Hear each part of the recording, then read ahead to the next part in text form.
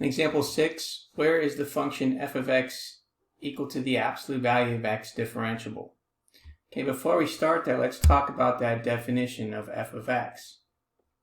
We know that if f of x is equal to the absolute value of x, well, it's equal to positive x if x is greater than or equal to 0, and it's negative x if x is less than 0. So we want to take that into account here. So if we know that x is greater than 0, then we would say that the absolute value of x, according to that definition, is equal to x. And so from here, we can choose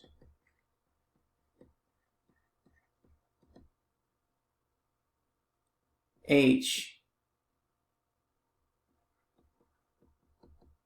small enough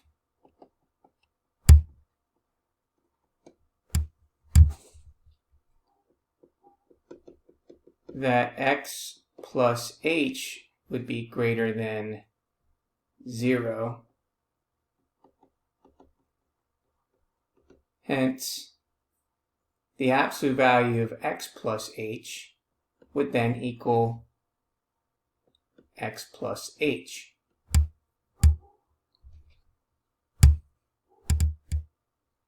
So, for when x is greater than 0, let's go ahead and find f prime of x.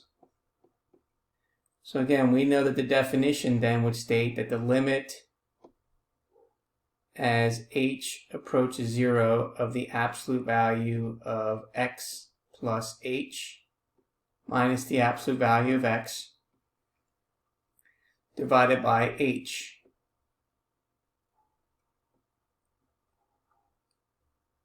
is then equal to the limit as h is approaching 0. Now again, we know that the absolute value of x plus h is going to equal x plus h. And then minus the absolute value of x is going to be x all over h. So what happens here is we get the limit as h approaches 0. We know that x minus x is 0. And so we're left with h divided by h, which simplifies to the limit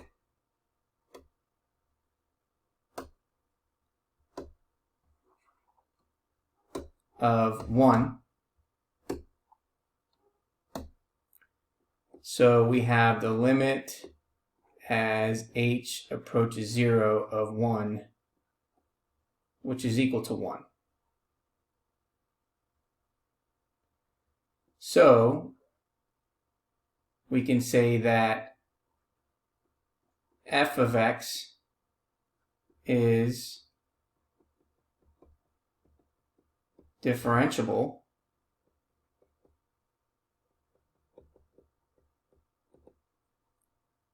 for any value of x that's greater than 0.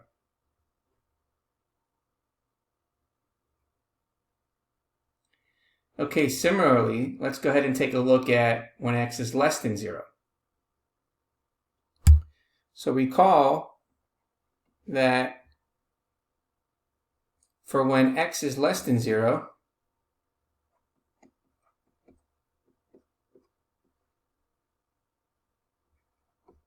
we have from the definition of the absolute value of x that the absolute value of x is going to equal negative x. And h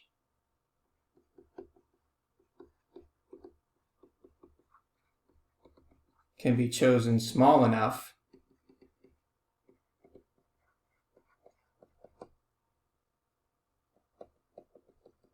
that x plus h is less than 0, and therefore the absolute value of x plus h is then equal to negative times x plus h. And again, according to that definition. So for when x is less than 0, let's go ahead and find the derivative. So we know that f prime of x then was going to equal the limit as h approaches 0 of the absolute value of x plus h minus the absolute value of x divided by h. And so since we're dealing with the absolute value of x plus h to be negative times x plus h minus the absolute value of x when x is less than 0 is negative x, and that is divided by h. So now what we end up getting here is the limit as h approaches 0 of negative x minus h plus x over h. And we can see that negative x plus x is going to give us 0. And so we have the limit as h is approaches 0 of negative h over h, which then becomes negative 1. So therefore it's equal to negative 1.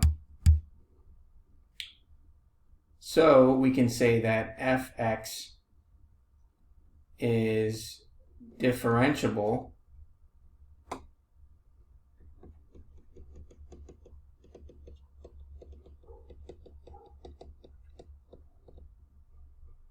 for any value of x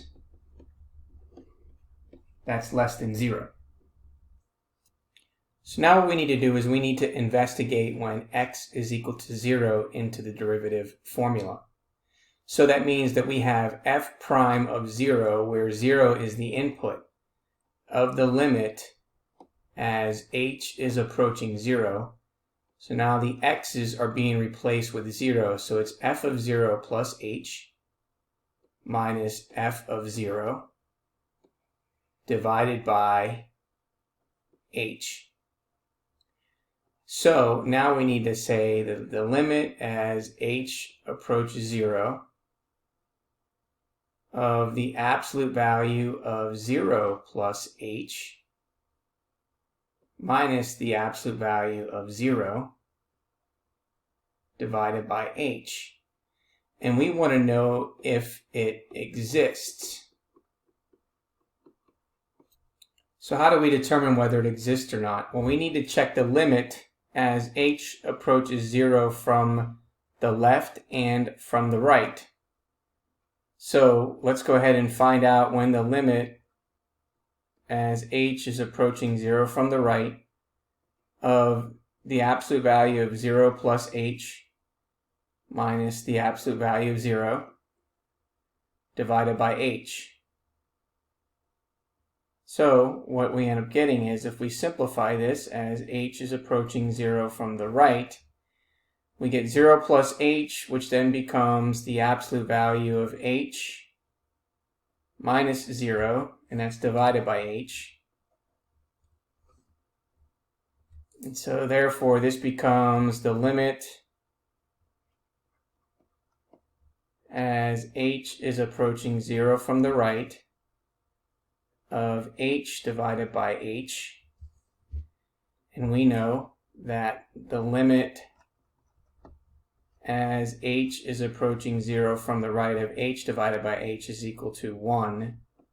So therefore we know that that's 1. Now we need to determine the limit as h is approaching 0 from the left. And again, that is 0, the absolute value of 0 plus h minus the absolute value of 0 divided by h.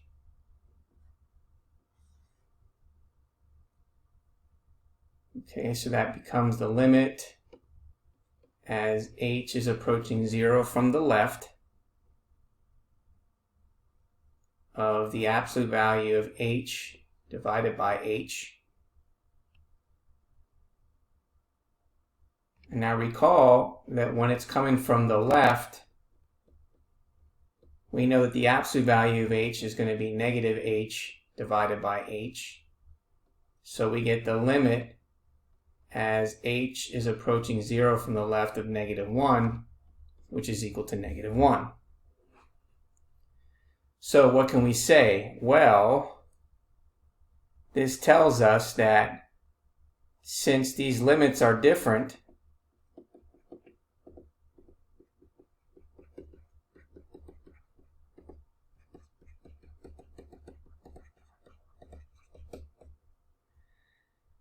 then we know that f prime of 0 does not exist. So what does that tell us? That tells us that f of x is differentiable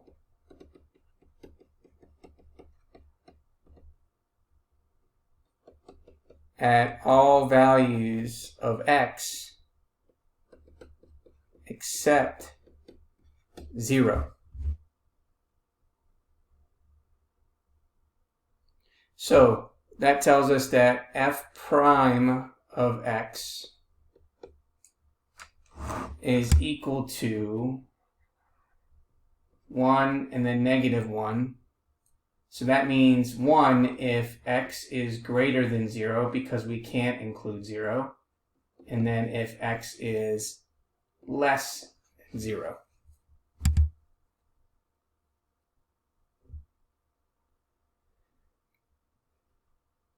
Okay, so let's go ahead and graph these on Desmos.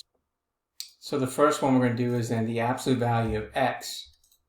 So there is our graph.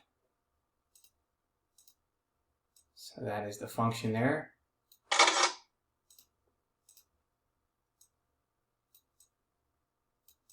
Okay, and then we're going to graph the derivative, which is this function here.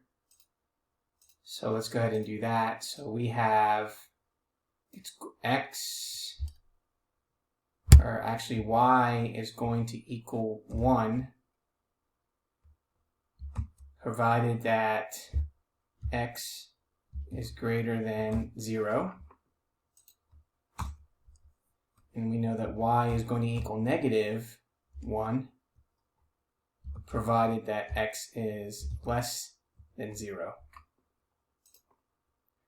So let's go ahead and take a look at that graph.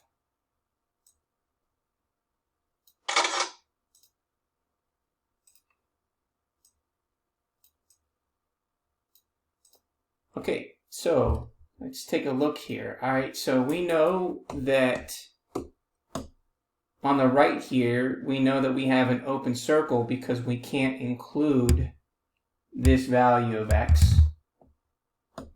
And we know similarly, down here, we know that we can't include that value because it's not equal to 0. So therefore, again, we know that we're dealing with this graph. And this graph here represents f prime of x. And this graph here represents f of x. Okay, so I want you to notice what's going on down here.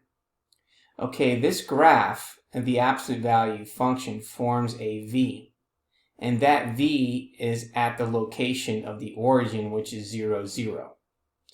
So we do not have, if you look at the derivative of the function, that means we can't see that this is a horizontal, or we can't say that the slope is 0 here when you have a v on a particular curve. And so because of that, the fact that f prime of 0 does not exist, as we found, okay, it is reflected geometrically in the fact that the curve y equals the absolute value of f of x does not have a tangent at 0, 0. And again, it's because you have a v, and what we call that v is a corner, or v. And we'll see that in our later section.